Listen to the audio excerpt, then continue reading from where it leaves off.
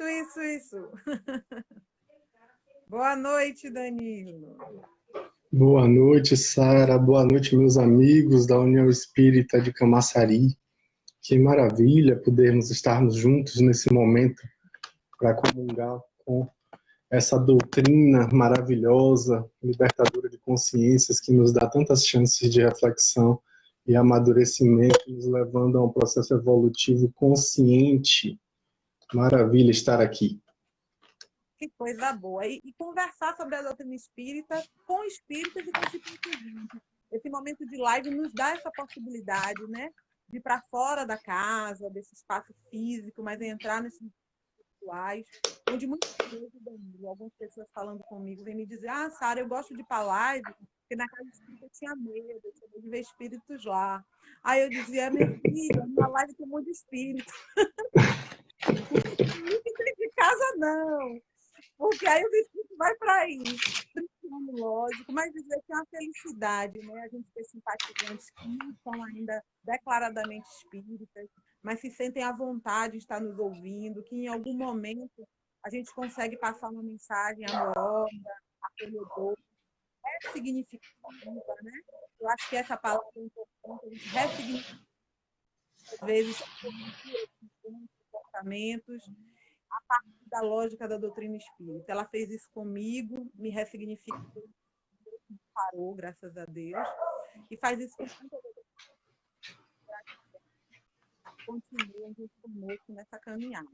Esse é o caso, né, da UEC, quando se une para comungar, para facilitar, inclusive, a dinâmica, a logística, os trabalhos, dividindo atribuições, dividindo responsabilidades. Por conta disso, eu estou aqui nessa noite. Para quem não me conhece, meu nome é Sara, sou trabalhadora do ACEFRAC e vou estar mediando a nossa noite com o nosso amigo Danilo Cruz, que vai estar trazendo o tema a fé em tempos... Desculpa que eu esqueci todo, eu preciso colocar ele aqui gravado. Eu tenho uma dificuldade com a tecnologia básica, viu? Fé... Somos dois. Oi? Somos dois. Eu também não tenho tanta facilidade, não, mas a gente vai tentando. Eu botei a musiquinha aqui na frente. Eu botei a de musiquinha, mas assim, foi meu sobrinho aqui me orientando com o celular dele, do meu lado. Mas bem mambembe, mas eu acho que funcionou, né? Essa felicidade que muitas vezes nos deixa, vai embora e a gente não sabe por quê, e o que nos resta é a esperança que ela volte. E por que ainda ter fé? Por que ainda ter esperança? Em meio a tantos problemas e tantas dores. Eu acho que essa reflexão vai ser essa noite e a gente vai conseguir debater ela. Vamos só fechar nossos olhos, vamos conectar espiritual, de forma tão acolhedora, nos intui, nos orienta, e nos coloca no rumo que nos são de ver, de perceber, de compreender que todas as diversidades são de um momento muito maior. Pai nosso que estais nos céus, santificado seja o vosso nome, venha a nós o vosso reino, seja feita a vossa vontade, assim na terra como em todo o universo. O pão da carne e do Espírito dai-nos hoje e sempre. Perdoa nossas ofensas, à medida que tentamos perdoar quem nos tem ofendido. Não nos deixe cair em novos erros e em tentações, mas liberta de todo o mal, pois teu é o reino, o poder e a glória, para todo o sempre. Que assim seja. Que assim seja. Então, Danilo, vamos te ouvir. Quando você precisar, eu vou intervindo aqui com as perguntas dos telespectadores, para que a gente possa fazer um bate-papo, uma noite bem dinâmica. Maravilha. Bom, então vamos começar com uma reflexão que eu sempre gosto de buscar a origem das palavras, e não é diferente, né? Quando a gente pensa em fé, eu também me debruço sobre o assunto, tentando entender de onde veio a palavra, como era usada no início, né? Justamente para a gente compreender o que é que ela traz de historicidade, o que é que ela traz, né, com relação a sua caminhada até o uso que a gente faz nela hoje em dia. Porque tem muitas palavras que originariamente tinham outro significado. Eu dou sempre o exemplo da palavra sofisticado, que é uma coisa que todo mundo gostaria de ser, mas que na origem da palavra quer dizer falso, quer dizer que lança sofisma, ou seja, que lança argumentos falsos, né, que realmente destoa totalmente do que a gente vê o significado da palavra hoje. Com a palavra fé é um pouco diferente, não há essa distorção. A palavra fé se mantém, de certo modo, dentro dessa perspectiva, sendo fiel, e aí é também lembrar que a palavra fiel tem a mesma origem da palavra fé. Fides, no latim, que tinha a ver com a fé, mas no sentido de fidelidade e não no sentido de crença. Olha que interessante isso. Na origem, a palavra tinha mais a ver com fidelidade do que com crença. Hoje em dia, a gente usa muito mais frequentemente como crença, mas é óbvio que em diversos aspectos religiosos, em diversas visões espirituais, nós vamos também usufruir do termo com o significado, com o sentido de fidelidade. Essa palavra, ela tem diversos significados no dicionário. Se a gente pegar um dicionário, a gente vai ver lá que é um substantivo feminino, e a gente vai ver nitidamente que é uma palavra que se remete a uma adesão absoluta ao que se considera verdadeiro. Olha que fala interessante. Adesão absoluta do espírito, é um termo filosófico, é bom lembrar isso, né? Do espírito no sentido filosófico do termo, né? No sentido de subjetividade. Então, essa adesão da subjetividade, a adesão da mente humana àquilo que ela considera verdadeira, né? Só que essa visão acaba destrinchando todas as outras visões que vêm a seguir no dicionário, e aqui eu estou falando baseado no dicionário que eu consultei, que é o Priberan, é um ótimo dicionário de língua portuguesa, que traz justamente essa perspectiva, e nos outros significados da palavra a gente vê desdobramentos desse primeiro. É muito fácil a gente encontrar lá a palavra crença como sinônimo de fé, a palavra confiança, a palavra esperança e a palavra fidelidade. São palavras que estão ali sempre vinculadas com a questão da fé, e aí a gente amplia, né? Não fica só preso à perspectiva de que fé é crença, não necessariamente. A fé também é vista, isso está no dicionário, inclusive nos dicionários religiosos, nos dicionários enciclopédicos, nos dicionários de religiões em geral, nos dicionários esotéricos, místicos, a gente vai encontrar lá também o fato de que a fé é uma virtude teologal. O que é isso? É uma daquelas 3 virtudes que são demarcadas como absolutamente essenciais na vida de um crente, na vida de uma pessoa que crê em Deus, que são a fé, a esperança e a caridade. A gente vai encontrar, inclusive, lá no livro O Evangelho segundo o Espiritismo, no capítulo 19, um item específico que destrincha essa perspectiva da virtude teologal, colocando, inclusive, que a fé é a mãe da esperança e da caridade. Que sem a fé a gente não consegue construir um sentimento de esperança e tampouco partir para atos caritativos. E aí eu vou lembrar que ato caritativo não tem necessariamente a ver com esmola, não tem necessariamente a ver com apenas disponibilizar para os outros aquilo que nos sobra, aquilo que nos é supérfluo.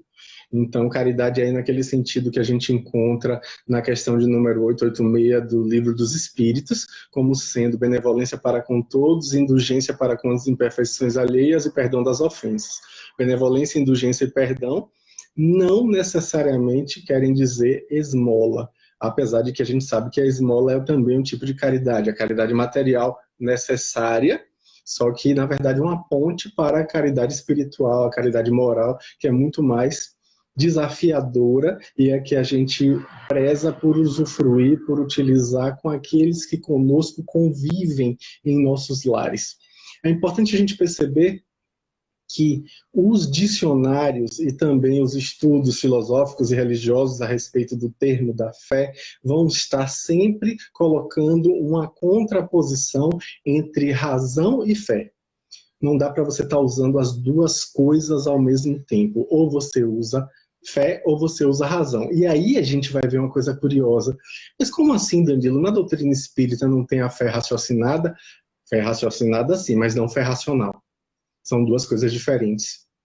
Fé racional é logicamente, aí eu estou usando o termo filosófico, né, a lógica como uma parte da filosofia, é logicamente inviável uma fé racional. Porque a fé remete justamente àquilo que não dá para ser provado através do argumento racional.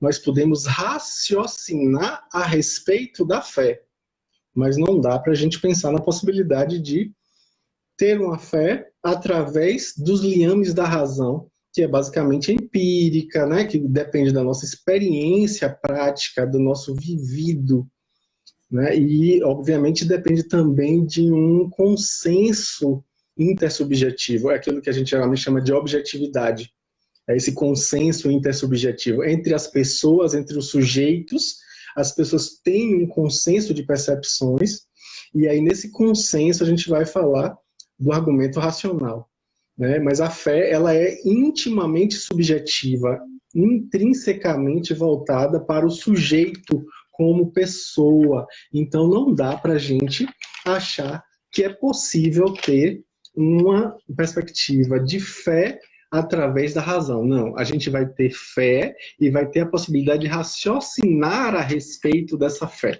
Isso aqui é interessante.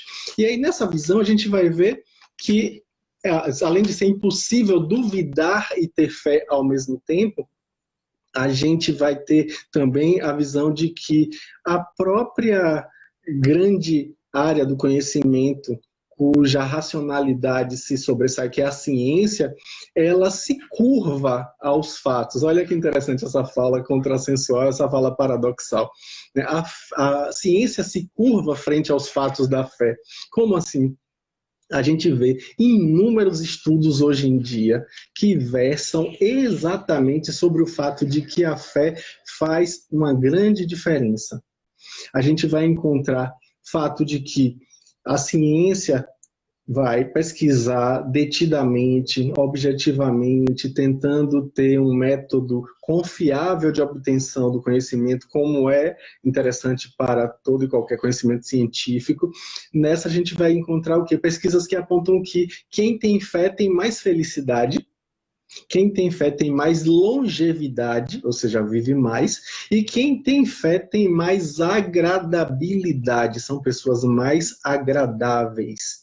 Estatisticamente, os estudos apontam para isso. Aliás, eu trouxe, Sara, aqui inúmeros estudos que eu acho que são cruciais para a gente compreender como a fé nos faz bem. E aí eu vou citar alguns deles que eu acho que robustece essa visão de que a gente precisa desenvolver a fé. E é curioso eu falar isso, Sara, porque eu próprio me reconheço um tanto quanto cético em diversos momentos, né? Em muitos momentos eu ouvi na doutrinária, eu ouvi isso na reunião mediúnica, melhor dizendo, ouvi uma vez, ficou marcado, coloquei até no meu livro, meu penúltimo livro, no livro Dias Assim, eu coloquei um conto que versa exatamente sobre isso.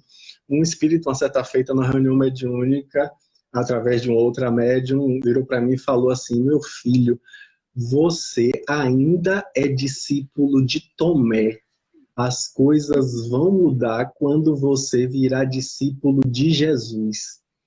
Porque a minha tendência é essa busca do ver para crer. Aliás, eu admiro muito a figura de Carl Gustav Jung, que é o criador da psicologia analítica. Ele, que é chamado por Joana de Ângeles de escafandrista da alma humana, ele diz o seguinte, que ele não tem como construir em si como é que eu diria, essa característica de fé. Por quê? Porque ele precisa ver para crer. Ele não quer ter que acreditar em alguma coisa, ele quer saber. Aí, inclusive, o repórter perguntou: mas você acredita em Deus? Ele falou: não acredito em Deus, eu sei. Eu acho essa frase bem categórica, eu me identifico bastante com ela, e inclusive eu volto e meia, quando eu falo a respeito disso, eu tendo a colocar que acho que Deus colocou mediunidade em mim para poder eu verdadeiramente ter noção do mundo espiritual, ter respaldo a partir da minha própria experiência pessoal, porque senão eu teria dificuldade em confiar na experiência alheia, né? E aí, por isso, né, eu tenho realmente essa visão de como a fé faz bem para mim. E aí, obviamente, que eu, curioso que sou, pesquisei inúmeras pesquisas, inúmeros estudos a respeito do efeito da fé, e aqui se destaca uma da Universidade de Duke, nos Estados Unidos, que eles conseguiram fazer uma comparação estatística em termos biológicos, olha aí, com questão bioquímica, para marcadores para inflamação. Um grupo de cardiologistas foram estudar marcadores, ou seja, índices, né, resultados de exame de sangue, com índices para compreender se a pessoa estava passando por algum processo de inflamação. E eles perceberam uma correlação interessante. As pessoas que têm alguma fé tendem a ter menores marcadores inflamatórios, ou seja, tem menos inflamação sistêmica do que as pessoas que não têm fé. Isso por si só já é uma coisa interessante. Aí, tentando explicar por que isso acontece, alguns autores vão dizer que isso tem a ver com a coisa que a psicologia chama de coping.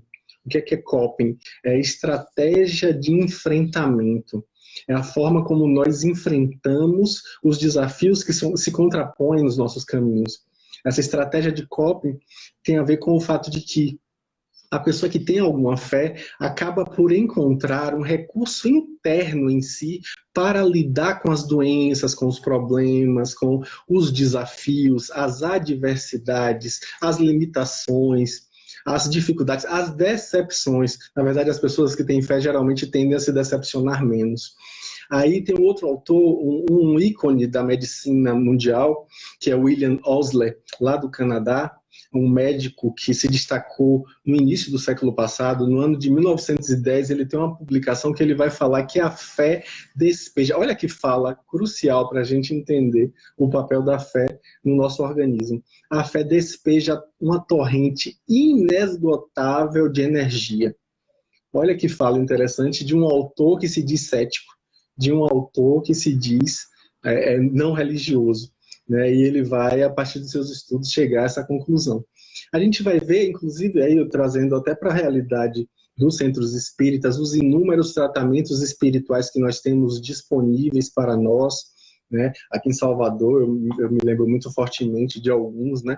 Eu tive, inclusive, a possibilidade de fazer alguns tratamentos espirituais no CEAL, né, que é a Sociedade Espírita André Luiz, que fica ali perto da Joana Angélica, e aí eu tive a oportunidade de fazer tratamento espiritual lá para um problema que eu supostamente deveria fazer uma cirurgia, e quando eu voltei ao médico, o médico pediu novos exames porque ele achou que tinha alguma coisa estranha, alguma coisa diferente, e nos novos exames simplesmente ficaram claras a recuperação daquela circunstância específica, digamos assim, e eu não precisei mais fazer cirurgia. Isso só para dar um pequeno exemplo, porque eu tenho uma lista gigante, de verdade, muito grande. Né? No Paulo Estevão, que é o centro de onde eu vim, onde eu milito, a gente tem um tratamento de irmão Palminha, que também eu tenho inúmeros relatos de diversas pessoas que passaram por esse tipo de tratamento e que com certeza tiveram benefícios ímpares. Para o cético, para uma pessoa que está de fora, ele vai dizer que foi a fé que curou a pessoa, que foi o chamado efeito placebo. O que é o efeito placebo? Aquela situação que acontece às vezes quando a gente acredita que tomando aquilo, uma pílula de farinha, um copo de água com gotinhas de alguma coisa que você acha que é um remédio, mas na verdade não é. Aí você toma aquilo com fé de que aquilo vai te curar e acaba realmente curando porque você acreditou. Um cético, ele vai dizer que é isso que acontece no final das contas, né? Mas nós que somos espíritas, nós sabemos da intercessão dos espíritos na nossa vida corpórea. E é justamente por conta disso é que a gente vai ter um outro olhar, um olhar mais amplo, um olhar mais incrível com relação a essa circunstância, porque a gente vai perceber que são os espíritos o tempo inteiro nos auxiliando, nos amparando diante daquela circunstância em que a gente mostrou merecimento, necessidade e fé.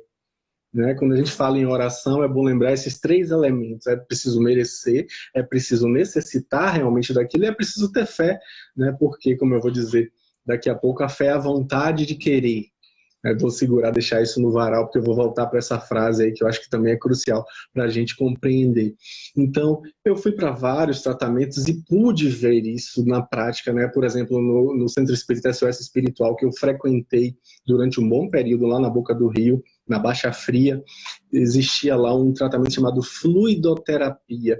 Lá eu tive a possibilidade de presenciar inúmeras manifestações materiais, efeitos físicos, com aparição de espírito, com circunstâncias as mais variadas, né? Alguns diriam que é uma circunstância de um fenômeno de sensopercepção, uma alucinação, um delírio, alguma coisa assim. Mas a gente que é espírita sabe que aquilo realmente se processou. Isso para falar só de alguns. Aí a gente vai, debruça mais estudos, vai perceber. Eu cheguei a ter contato com a revisão de estudos do ano de 2009, que fez uma revisão, uma mega revisão, de 42 estudos. 42 estudos diferentes, ou seja, isso versa sobre pesquisar o efeito da fé em nada menos do que 126 mil pessoas no mundo inteiro. E esse estudo chegou à conclusão de que quem frequenta algum tipo de culto religioso, pelo menos uma vez por semana, tem 29% de chance de ter uma longevidade maior do que as pessoas que não têm qualquer tipo de crença religiosa. E aí os estudiosos eles vão tender a dizer o quê? Que o religioso ele tem um maior comprometimento com sua própria saúde, tem mais responsabilidade com relação a isso. Aí quando eu li isso eu me lembrei daquele personagem de desenho animado, Homer Simpson, e o seu vizinho Ned Flanders, né? Que é um religioso daqueles mais assíduos, inclusive ele é reverendo de uma igreja. E aí você vai ver as diferenças, um é todo desleixado, o outro é todo organizado, um tem o corpo sarado, o outro tem sobrepeso, um tem problema com alcoolismo, o outro tem uma vida familiar estruturada, ou seja, realmente ali de forma caricatural, é claro, né, uma representação do que realmente acontece no final das contas, do que a gente vai ver que funciona, né, com relação à nossa atitude diante da nossa fé. Outro estudo vai dizer que a fé facilita, olha que fala interessante, a árdua tarefa de adiar recompensas. A gente é imediatista, a gente quer tudo aqui e agora. A gente tem dificuldade com frustração, tem dificuldade de lidar com o não, a gente quer já, a gente quer para já. E aí, nessa dificuldade, nessa vontade de querer tudo para aqui agora, para esse momento, a gente acaba se deixando levar pela impulsividade, a gente acaba se deixando levar por fazer coisas das quais a gente muitas vezes vai se arrepender depois.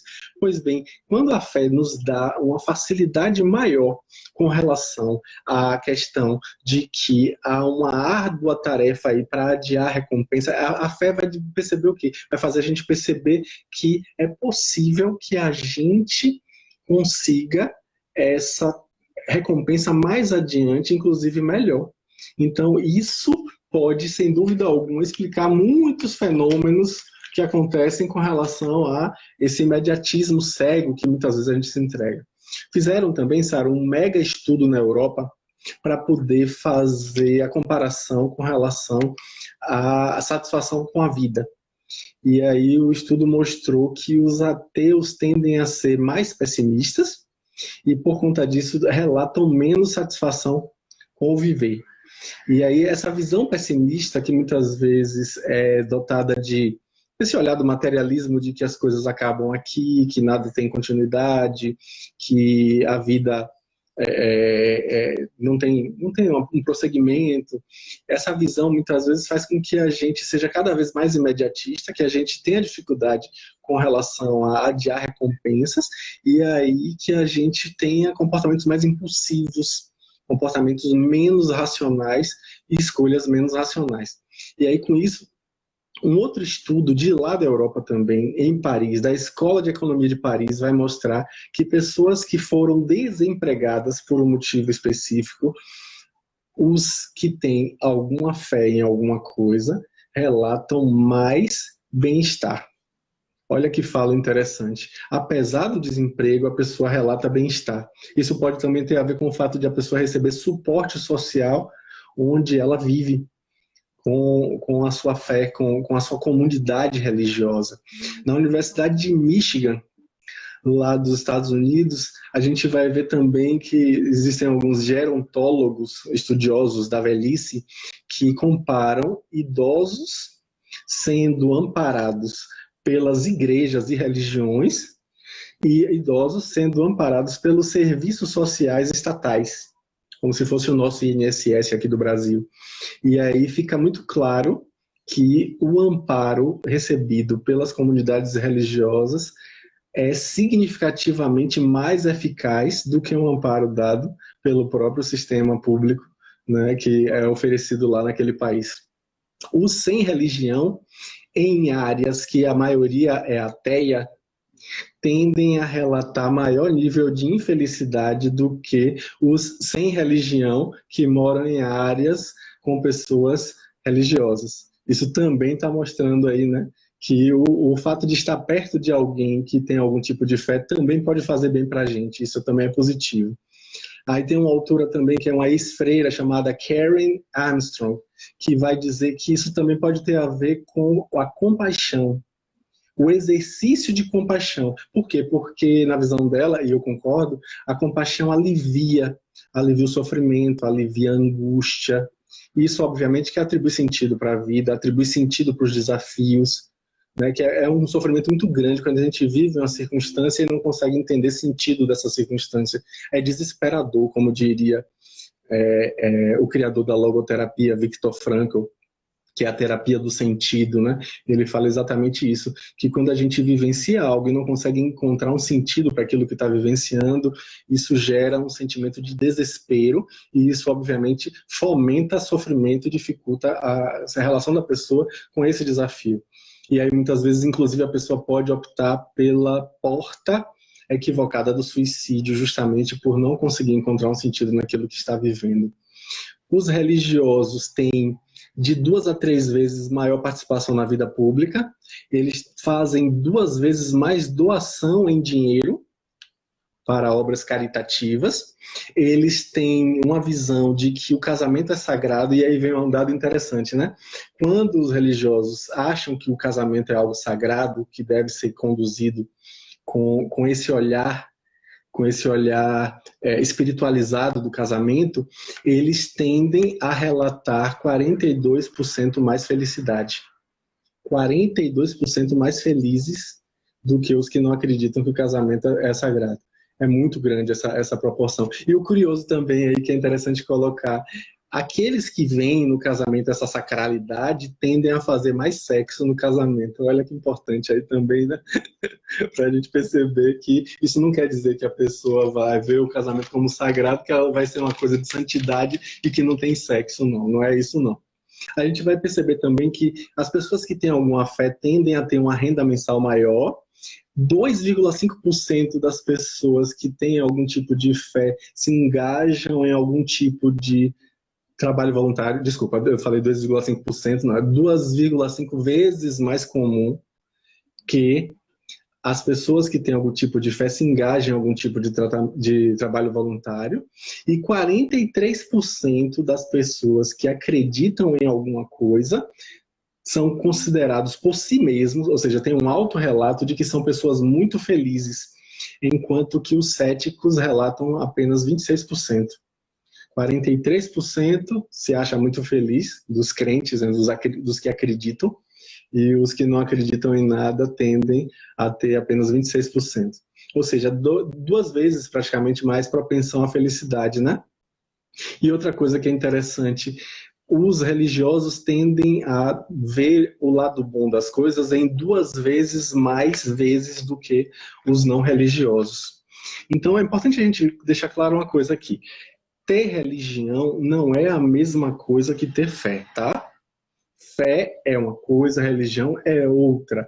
A fé é um sentimento subjetivo do indivíduo, o engajamento dele pessoal, enquanto que a religião tem mais a ver com essa institucionalização que a gente vivencia nas instituições religiosas.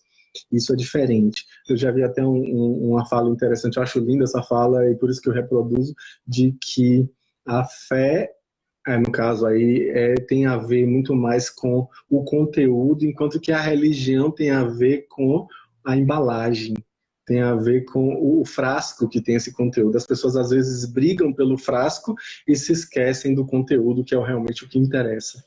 Né? E aí, com isso, a gente vai perceber que a diferença de fé e religião faz uma diferença enorme.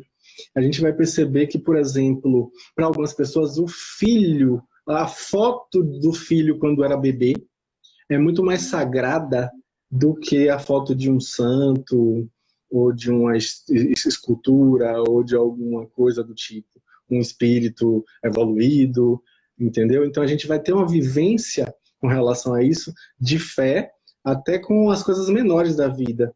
E isso quer dizer o quê? Não estou querendo aqui trazer uma banalização do sagrado, eu estou aqui trazendo a antibanalização da vida, para que a gente consiga enxergar o sagrado em tudo nas nossas vidas, para que a gente tenha realmente a possibilidade de usufruir da nossa fé em todas as circunstâncias da nossa existência, e não apenas, né, com relação a coisas especificamente vinculadas à nossa religião. A gente precisa aprender a enxergar, como disse Einstein, né? Só existem dois jeitos de encarar a vida: acreditar que não existem milagres ou acreditar que tudo é um milagre. Eu acho que a grande questão é essa, é você conseguir enxergar em tudo algo admirável, que a palavra milagre vem daí, né? Vem de miraculum, que é algo admirável, algo digno de ser olhado. Então, quando a gente tem esse olhar, diga, Sara. Danilo, e ainda existe uma outra coisa que é da nossa natureza, é transformar tudo que é sagrado em sobrenatural. Algo que não é da nossa Isso. natureza, que é fora de nós. E sendo fora de nós, algo não sensato, né? Algo de divino, algo não sensato, não está próximo. E tudo só vai Distante, né? A gente tende a... distante, a gente tem dificuldade de conexão. Então, quando a gente naturaliza o sagrado, transforma ele e se aproxima, fica muito mais fácil a gente poder conduzir ele em nossas vidas, transformar isso em cotidiano e não em algo Tem... pensado simplesmente no momento que eu estou em conexão em oração ou estou dentro do templo, mas quando eu estou vivendo. A vida é meu principal estado, minha Tem uma principal fala de um psicólogo, tem uma fala de um psicólogo transpessoal chamado Jean-Yves Leloup, francês, é um padre católico ortodoxo grego. Ele é da tradição Hesychaste, que a gente não conhece muito bem aqui no Brasil, não, mas é uma visão completamente diferente do catolicismo romano que a gente está acostumado a ver. Ele tem um olhar de que a gente muitas vezes se comporta da seguinte forma: o sábio iluminado aponta para a gente o caminho para seguir, e em vez da gente seguir o caminho, a gente fica admirando o dedo, dizendo: nossa, mas que dedo lindo, nossa, endeusando o dedo que apontou o caminho, em vez de seguir o caminho. A grande questão é essa, que às vezes a gente entra numa atitude de distanciar essa possibilidade de nós. Ah, mas isso é Jesus. Ah, mas isso é não sei quem. Isso é Chico Xavier, não sou eu. Isso é Francisco de Assis, não sou eu. E nessa a gente vai se enchendo de justificativas para manter as coisas como elas estão. E é preciso a gente realmente tomar muito cuidado com relação a isso, porque isso só faz travar o nosso processo evolutivo. É muito mais difícil. Geralmente, quando você tem alguma fé, e aí também eu estou lembrando de outro estudo interessante, você tende a relatar menos cansaço no seu dia a dia. Você passa a encontrar sentido e significado no que você vive. Então, você tem menos cansaço. É interessante isso. Mas é bom lembrar também, Sara, que às vezes a fé, e aí eu estou falando a forma como a pessoa vive a fé, na verdade, pode fazer mal. No sentido de que pode fomentar um fanatismo, pode fomentar guerras, por exemplo, óbvio, a gente sabe disso, né? Tem Tem uma pessoas que pergunta, abandonam tratamentos que são sim, necessários é, porque acha que a fé vai curar. tem uma pergunta de uma pessoa que está assistindo nossa live logo no início, né? Ela fala da situação de João de Deus, que acho que muitas vezes a gente é questionado sobre isso nas casas espíritas, mesmo a gente entendendo que ele não é da tradição kardecista, mas é uma pergunta importante. Ela diz o seguinte: em João de Deus, o que é que movia as curas? Era a fé ou tinha influência de espíritos malignos também pela própria conduta do médium? Ou a fé mesmo daquelas pessoas transbordava, inclusive, a própria conduta? Porque tinham pessoas ali, inclusive, quem assistiu o documentário sabe, que vieram a óbito por depositar sobre João de Deus toda a esperança de vida, sem tratamento médico, sem buscar novas expectativas, ouvir novas pessoas, e colocaram nele sua esperança, transformaram a sua fé em um homem. E aí a gente precisa também sair desse laço que você vinha trazendo isso, por isso que eu introduzi essa pergunta do fanatismo, do olhar cabrestado, né? Sem perspectiva, sem racionalizá-la, não é? No sentido de pensar sobre o que está acontecendo, simplesmente sentir. Eu queria que você comentasse. Porque as pessoas confundem, às vezes. A primeira coisa que as pessoas geralmente confundem é mediunidade com espiritismo. Muitas pessoas acreditam pelo fato deles ter sido um médium, ele era espírita. E são duas coisas completamente diferentes, né? Você pode ser médium sem ser espírita, e você pode ser espírita sem ser um médium ostensivo.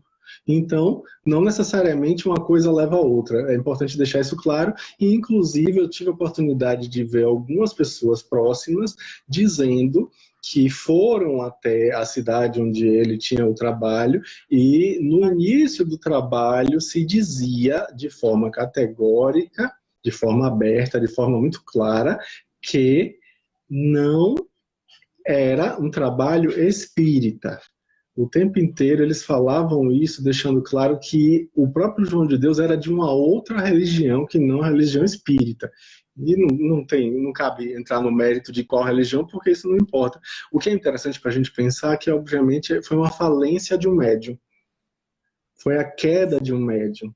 Né? Foi o fracasso diante do desafio existencial que ele foi colocado a respeito disso. Eu não o conheci pessoalmente, eu falo do que eu ouvi dizer, e por isso até eu tenho muito medo do que eu possa falar, porque é preciso que a gente tome cuidado com o julgamento nesses casos, mas obviamente que se ele trouxe prejuízo para as pessoas, ele vai arcar com a responsabilidade disso, sem dúvida alguma. Nós que somos espíritas sabemos que sempre que a gente cultiva uma semeadura, a gente vai precisar trazer à tona a colheita mais adiante. Então, obviamente que são aprendizados pessoais para ele, né? Ele vai ter, sem dúvida alguma, os seus aprendizados e as responsabilidades com as pessoas que ele fez o mal. Agora, é interessante que o dom mediúnico em si, ele não tem a ver com isso, né? O dom, a gente sabe que mediunidade não é bom nem mal, a gente sabe que não é espírito evoluído porque tem uma mediunidade. Muita gente confunde isso até na casa espírita, acha que pelo fato de ser médium é evoluído. Não é assim. Eu tive a oportunidade de conhecer uma pessoa no interior da Bahia que era um médium fantástico, mas que, pense numa pessoa torta, era ele. Então, não tem a ver com moral. Mediunidade é tarefa evolutiva, não quer dizer conquista moral. Isso precisa ficar muito claro. Muito claro. É importante a gente dizer que não só João de Deus, nesse cenário, caso todas essas circunstâncias venham ditas como verdadeiras, esteja passando por uma transformação, mas também todas aquelas pessoas que vão ali buscar aquela transformação dentro de limitações morais próprias. Então, não existe um algoz e uma vítima unilateral. Existe um contexto social, um contexto espiritual, que une tantas pessoas dentro daquela situação. Então, a gente precisa pensar, né, o que é que se aprende com isso, como a minha fé se ressignifica, né? Eu acredito hoje que existe curas espirituais, porque João de Deus tem uma conduta moral inferiorizada dentro do cenário que foi aberto para nós, ou eu deixo de acreditar porque existe médios com condutas morais inferiores. A gente precisa ressignificar muito o que é certo e o que é errado e não colocar em cima de ninguém braços de santidade ou colocar nossa responsabilidade no colo de médio algum ou de sacerdote algum, Exato. de padre A nenhum. gente faz muito isso, né? Personifica, a gente acha que o espiritismo é Chico Xavier, que o espiritismo é Divaldo Franco, que o espiritismo é não sei quemzinho, é Zé das Couve. Não, gente. O espiritismo é uma doutrina que transcende as pessoas. Então é preciso que a gente leve em conta de que essas pessoas passam, mas o espiritismo permanece. Então está aí, né, a perspectiva. Dora Encontre, numa entrevista com o Bial, ela fala uma coisa que, para mim, tocou muito em mim. Quando ele pergunta, você é médium? Você também faz aquelas curas de João de Deus? Fez uma relação de mediunidade, Deus? Aí ela falou que todo mundo era médium e ela perguntou, eu não gosto de personificar o medo. Para mim, a verdadeira doutrina é que ela transforma todos em médios. Que as pessoas não precisem de ninguém para encontrar o mundo espiritual. Que todos nós, dentro da nossa condução, conseguiremos encontrar este mundo espiritual e a necessidade da comunicação com ele. E se assim formos conduzidos, estaremos dentro de uma doutrina, não dentro de uma filosofia pessoal. E aí ela fazendo as críticas das personificações, né? Porque todos nós, estando no planeta Terra, temos lá nossas imperfeições e em algum momento vamos lá. Mas a Estamos no hospital. Estamos no hospital, uma escola e uma oficina de trabalho, né? Como diz Richard Simonetti, que o planeta Terra é hospital, escola e oficina de trabalho. E, obviamente, que a forma como nós próprios vivemos a nossa fé que vai fazer a diferença. Não adianta eu saber como é que fulano, beltrano vive a sua fé, porque isso é da alçada dele. Eu vou responder pela minha forma de viver. Né? E aí, em Hebreus, no capítulo 1, versículo 11, Paulo de Tarso coloca uma frase que eu acho que é interessante porque elucida essa questão da fé, né? Ele diz que a fé é o firme fundamento das coisas que se esperam e a prova das coisas que não se veem. Essa fala, eu acho que já remete justamente a esse sentimento de confiança que muitas vezes a gente não tem e que a gente precisa aprender a ter, que é, na verdade, o convite da noite de hoje. Que a gente usufrua dessa confiança, lembrando, inclusive, que essa fé ela precisa se exteriorizar de alguma forma. E é Tiago, quem já leu aqui, Paulo e Estevão, que, na minha opinião, pessoal, é o melhor livro do mundo, é o livro mais belo que eu já li na minha vida e já reli 5 vezes diferentes. E cada vez parece que é um novo livro, né? É bom lembrar. E, aliás, eu sempre me desidrato quando eu releio, né? Aquela coisa de muitos prantos, copiosos prantos, realmente bem impactante, mexe muito comigo e talvez por isso justamente eu queira sempre estar com esse tipo de aprendizado. A gente vai ver lá nesse livro que Tiago não tinha uma boa relação com Paulo no início. Não era uma coisa muito fácil. E aí, em uma epístola de Tiago, a gente vai encontrar justamente na única epístola de Tiago, no capítulo 2, no versículo 26, aquela fala que se notabilizou e que nós espíritas gostamos bastante de trazer à tona, lembrando que fé sem obras é morta. É preciso que essa fé vá realmente transformar a realidade no nosso entorno. E aí o próprio Paulo, em um determinado momento, parece que algumas visões religiosas se esquecem dessa fala e acham que Paulo está o tempo inteiro dizendo que basta ter fé que você vai ser salvo.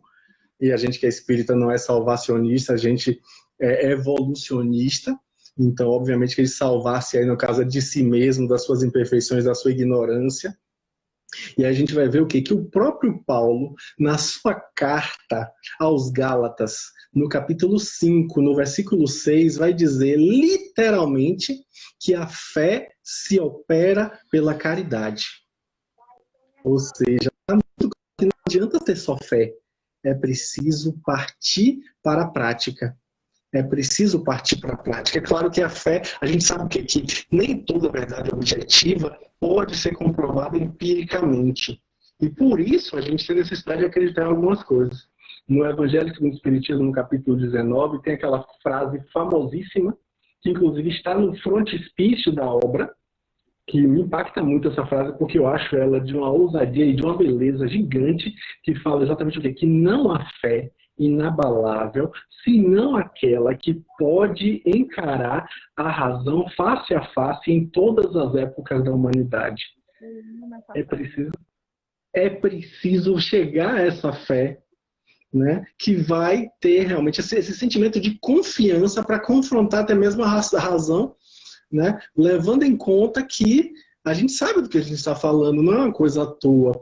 A gente sabe o que? A gente sabe da consciência da nossa destinação. A gente sabe que nós temos prodigiosas faculdades latentes em nós. É o próprio Jesus que diz assim, vós sois deuses. Olha que fala deixai brilhar a vossa luz. Olha que visão, eu acho isso fabuloso para a gente justamente ter uma perspectiva muito mais ampla e desenvolver, germinar em nós essas faculdades latentes. Para isso a gente precisa confiar, né, que realmente seja possível germinar essas faculdades, essas questões que a gente ainda está a caminho de desenvolver em nós. Allan Kardec diz de forma categórica, também no capítulo 19, O Livro dos Espíritos, que para crer não basta ver, é preciso compreender. Aí é que vem a noção de fé raciocinada. É preciso compreender. A gente precisa compreender, né? A gente vai perceber o quê? Essa fala dele me faz lembrar que a gente precisa aprender a ver uma lógica em tudo. Perceber que nada acontece por acaso, que não existe absurdo no universo, não existem injustiças, como diz José Raul Teixeira, que é um médico que eu adoro as falas dele, ele diz assim, que no mundo não há injustiçados, não há vítimas. Olha que fala. Olha que fala. Não há coitadinhos, ele usa essa fala. Eu acho isso fabuloso, porque a gente vai usufruir justamente desse raciocínio, que a gente vai perceber que, inclusive, não há perdição. Está lá o texto bíblico dizendo que Jesus não criou suas ovelhas para a perdição. Todas elas serão salvas. Então, Deus não nos criou para a perdição. Então, logo, tudo que a gente vive é para o nosso processo de aprimoramento e aproximação dele. É usufruir dessa verdade, é usufruir disso, vivendo isso, não da boca para fora, mas sim vivendo isso, né? Tendo em vista. Jesus, quando ele curava alguém, ele implicava a pessoa. Ele dizia, tua fé te curou. Vá e não voltes a pecar. Não tornes a pecar. Essa fala deixa claro que se você voltar a se equivocar, você vai voltar a usufruir das consequências dessa circunstância. Então, não voltes a pecar. Implique-se. Se veja no processo. Às vezes a gente tem uma visão egocêntrica, infantil, ingênua, de que não, que Deus vai me livrar das consequências dos meus atos, como se fosse isso realmente um bem, algum bem, né? Você dever para fulaninho e não pagar e não ter que pagar nunca mais. Você vai precisar pagar em algum momento aquela dívida. Porque senão não há justiça. E como a gente pode pensar em um Deus soberanamente justo e bom se a justiça não é posta? Né? Será que vai beneficiar só você e fulaninho, que também precisa daquele dinheiro que ele te emprestou? Então é preciso que a gente se implique. Aliás, o texto bíblico ele é repleto de circunstâncias em que a fé é bem clarificada. Eu gosto sempre de lembrar alguns textos, inclusive dos profetas menores, que infelizmente são pouco conhecidos de nós espíritas, sobre o primeiro testamento, né, o Velho Testamento, que é, por exemplo, o profeta Abacuque. Ele é muito pouco conhecido. Ele é um dos pequenos livros, né, um dos menores livros da Bíblia, tem apenas 3 capítulos. No primeiro capítulo ele faz um clamor a Deus, falando, mas Senhor, como é que o Senhor não nos ajuda diante de tantas provações, diante de tantas tribulações, diante de tantas injustiças? Os caldeus estão para invadir nossas terras, e o Senhor deixa, como assim? Ele sempre falando dos assírios, né, que eram os caldeus, que iriam invadir as terras de Judá. E aí, Deus não faz nada, vai deixar então que o ímpio se glorifique, chegue ao sucesso. Aí o segundo capítulo é todo Deus respondendo, é todo não, quase todo. No comecinho ele fala ainda alguma coisa, mas dali em diante é Deus respondendo a ele, dizendo o quê? Que ele ainda não sabe quais são os planos de Deus, que ele ainda não tem consciência do que vem pela frente. Olha que convite à reflexão que a gente tem com essa história. É um texto que eu convido as pessoas a lerem, porque é um texto pequenininho, gente, do texto bíblico, o livro de Abacuque, muito bom. E o terceiro capítulo é uma prece, é um louvor que Abacuque faz a Deus de uma forma lindíssima, quando ele vai agradecer a Deus pelas tribulações. Ele vai mostrar um outro olhar, um olhar de amadurecimento. Primeiro com o queixume, depois com a resposta de Deus e agora a transformação dele. Isso aí, na verdade, está falando do que acontece com a gente. Eu estou falando de Abacuque, mas eu poderia falar de Eliseu, também, que está lá no livro de Reis, que foi um discípulo de Elias, que, aliás, na minha opinião, pessoal, é o maior médium do texto bíblico, excetuando Jesus, é claro, que já pisou na terra, chamava-se Eliseu. Essa é a minha opinião. Elias também era um excelente médium, fez coisas fabulosas, mas Eliseu ainda era mais. O texto bíblico vai falar que Eliseu dividiu o Rio Jordão ao meio, que Eliseu teve a capacidade de curar uma pessoa de uma situação de enfermidade severa, uma pessoa que havia morrido, ele curou, e aí obviamente que a gente está falando de mortes aparentes, né? Não são mortes realmente com desligamento do espírito com aquele corpo. E uma situação que eu achei a mais curiosa de todas, quando Eliseu morre, os ossos dele ficam ali num determinado sepulcro, jogam um morto em cima dos ossos dele, que ao tocar nos ossos dele, ele volta. Ou seja, aí também temos um caso, né, de despertar depois de um fenômeno de catalepsia ou de letargia, a depender do caso, né? Então, são situações em que Eliseu mostra uma fé ferrenha. É impressionante como ele acredita no que ele fala e no que ele faz, e aí as coisas acontecem. É também uma figura ímpar do texto bíblico, sem contar, claro, Jó, que eu acho que tem a maior fé do texto bíblico, é a de Jó, né? Inclusive é famosa a paciência de Jó, diante de tanta tribulação, e ele ali fiel a Deus. Fiel, é isso que é ter fé. E é preciso que a gente lembre disso, né? João, o apóstolo, no seu texto bíblico, João Evangelista, né, ele vai falar no capítulo 16, no seu versículo 33, que Jesus colocou uma frase fabulosa. Ele diz assim, ó, no mundo tereis aflições, tende bom ânimo, eu venci o mundo. Olha que fala, gente. Olha como a gente precisa ter fé para vencer o mundo, né, Sara? A gente precisa ter fé. A gente precisa disso, né?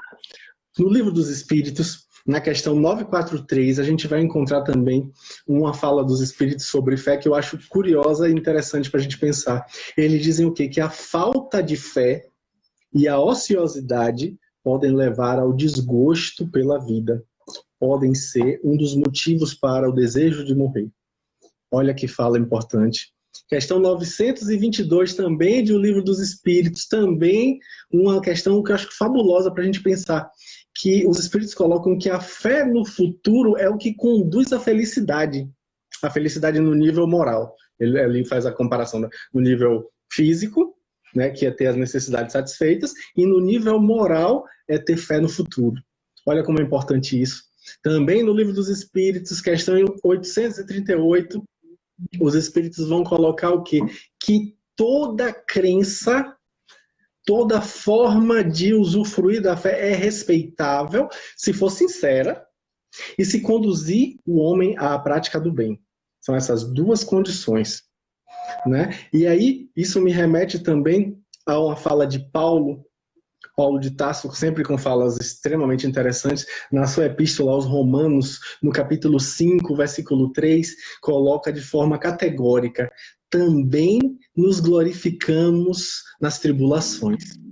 E Emmanuel vai desenvolver essa frase dele no livro Vinha de Luz, descrevendo que a gente vai ter a oportunidade de desenvolver nas tribulações, nas adversidades, nos momentos difíceis da vida, a nossa paciência e a nossa fortaleza.